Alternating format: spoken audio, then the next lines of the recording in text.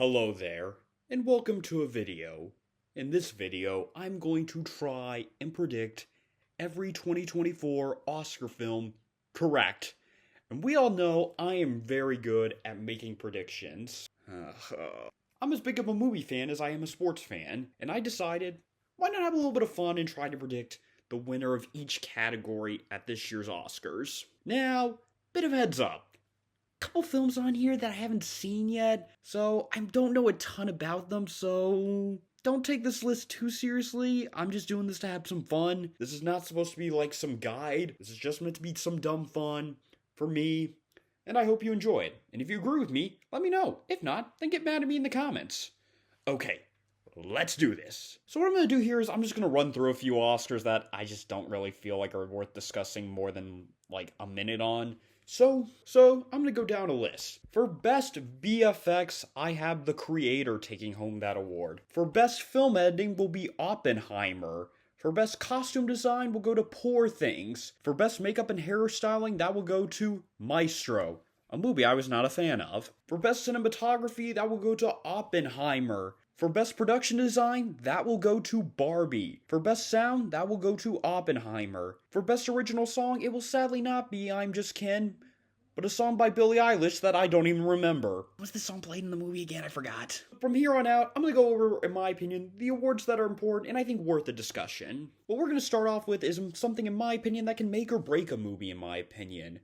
The Best Original Score. And also, heads up for some of these people, I'm not the best at pronouncing names, and some of these people have really hard names to pronounce, so if I butcher their names, I apologize. Like I said, this is just some dumb fun I'm trying to do. For Best Original Score, you have Laura Karpman for American Fiction, John Williams, aka The GOAT, for Indiana Jones and the Dial of Destiny, Robbie Robertson for Killers of the Flower Moon, Ludwig Göransson for Oppenheimer, and Jerkson Fendrix for Poor Things. I hope we didn't butcher those last two names. The winner of this category, in my opinion, will be Ludwig Göransson for Oppenheimer. There's going to be a lot of Oppenheimers on here, spoiler alert.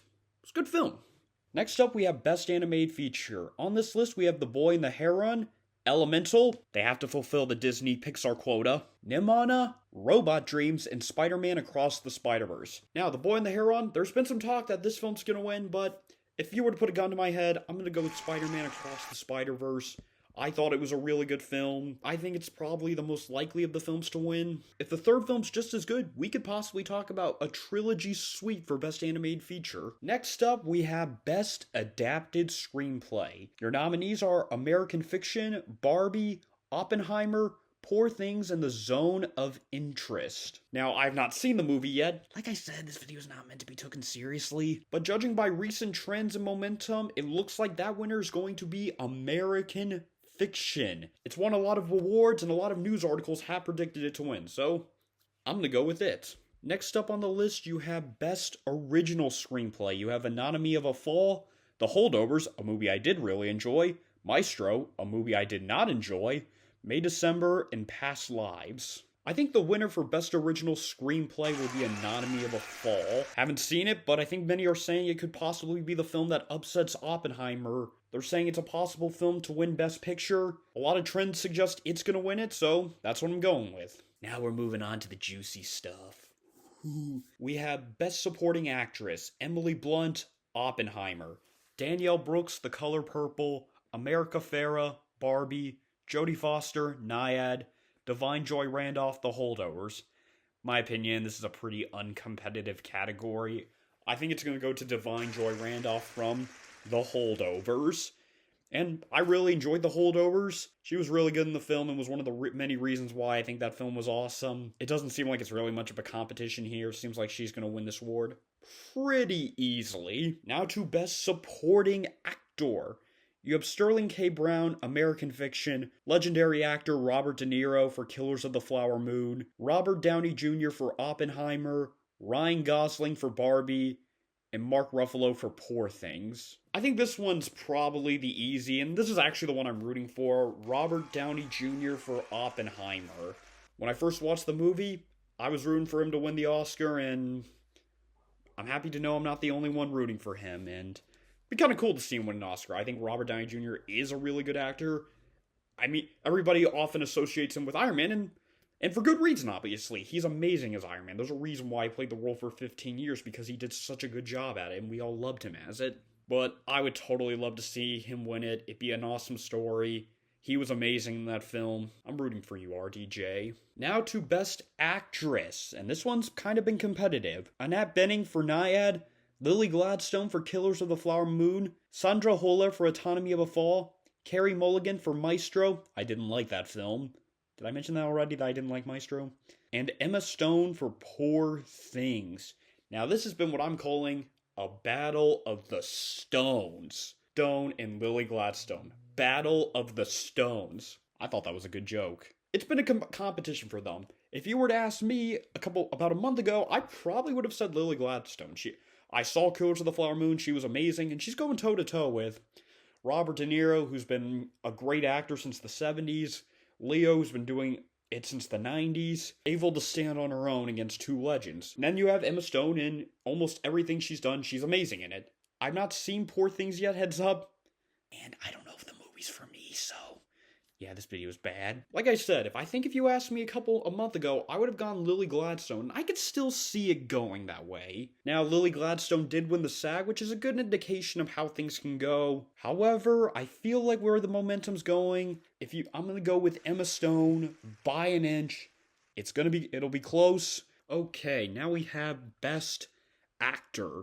We have Bradley Cooper for Maestro. I did not like that film. Have I mentioned that yet? Then you had Coleman Domingo for Rustin, Paul Giamatti, The Holdovers, Cillian Murphy, Oppenheimer, and Jeffrey Wright for American Fiction.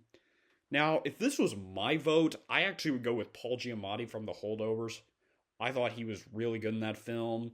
He was both very funny, but also warm.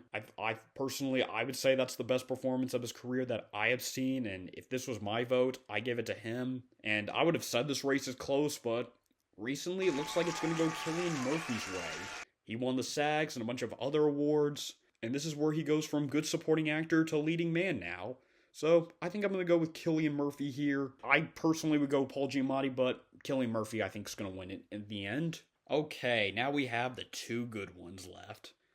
We have for Best Director, we have Justine Triet for Anatomy of a Fall, Martin Scorsese for Killers of the Flower Moon, Christopher Nolan for Oppenheimer, Yorgos Lanthimos for Poor Things, and Jonathan Glazer for The Zone of Interest. I think it's this guy. I think it's going to be Christopher Nolan's time.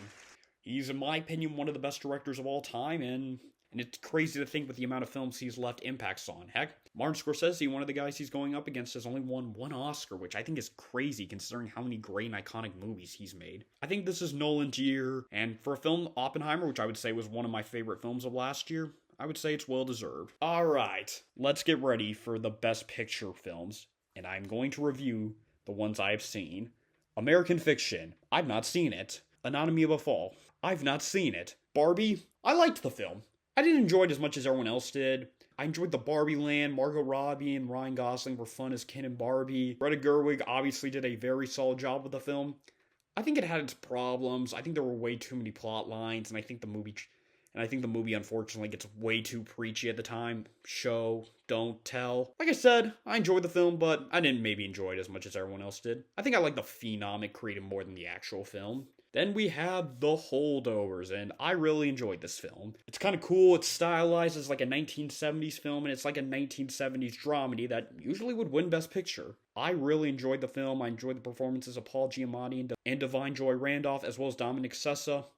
This was a very good film. I really, really, really did enjoy it. Then you have Killers of the Flower Moon. This movie was really, really good. It was powerful, emotional, heartbreaking, some amazingly well done scenes, but also long. Like 3.5 hours. Great film, but I'm not sure if it's gonna be a film. I'm just gonna be like, let's just casually watch Killers of the Flower Moon. Next up, you have Maestro, film I did see, which I mentioned I did not like. I didn't hate it. I really like Bradley Cooper. I think he's an amazing actor, and I hope he gets an Oscar, because he's, in my opinion, an amazing actor, and I like most of the stuff he does. I just didn't enjoy this film. I thought this was a pretty generic biopic film, where they all begin the same, where, like, the singer's about to perform, and he's like, wait a minute, I need to think about my entire life. If you've ever seen Dewey Cox, you'll never watch musical biopics the same again. I think the movie was trying to focus on way too much, and I think Bradley Cooper, I respect, he did seem like he really wanted to tell this conductor's amazing story. The one scene where he's in like the cathedral conducting is amazing, and apparently he said he spent 6 years studying it, which is insane. So, I have nothing against Bradley Cooper, I just didn't like this film. Oppenheimer, I really enjoyed it. I think it's the best film of 2023. We have Oppenheimer. I would say this is one of the best films of 2023. Scratch that. It's the best film of 2023, in my opinion. I feel like they could have maybe chopped off like 10 minutes at the end, but this was an amazing film, and I'm happy to say that I got to be part of the Barbie Oppenheimer phenom.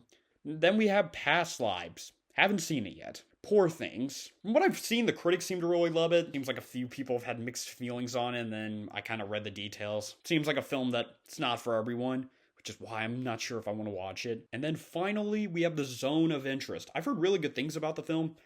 It's obviously really dark. It's about Auschwitz and the Holocaust, but maybe I'll check it out one day. Okay, who is going to be the Best Picture winner? And the winner, in my opinion, is going to be Maestro. No, I'm kidding. It's gonna be Oppenheimer. You knew that. It'd be kind of cool, in my opinion, to see a mainstream movie win the Oscar. To me, I don't know about you, but when was the last time like a mainstream film won an Oscar? It feels like to me most of these Oscar films lately were more kind of got their love once award season came along. Like Parasite, everybody loves it, obviously, but how many people saw the film in theaters? Or even a movie like Everything Everywhere at Once. I'm sure a lot of people saw the film in theaters, but I'm sure a good majority of the people who watched it were watching it out of curiosity for awards season.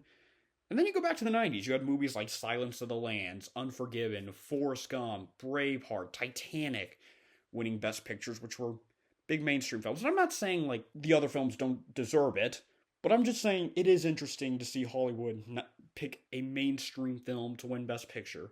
So I'm going to go with Oppenheimer. I think it was the best film of the year, and I'm totally not upset that it's going to win. So those are my 2023 Oscar predictions. What'd you think? Did you like them, or did you hate them? I understand if you hated them. Alright, goodbye.